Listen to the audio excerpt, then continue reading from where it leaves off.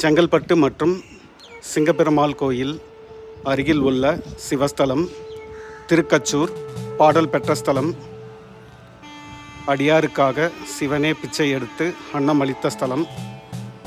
கோயில் புதுப்பித்து கும்பாபிஷேகம் ஏப்ரல் 21, 2024 நடைபெற்றது. என் தாயும் அல்லவா,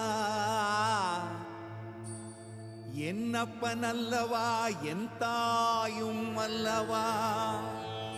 கண்ணாரமுதக் கடலே போற்றி, சீரார் பெருந்துரை நம் தேவனடி போற்றி.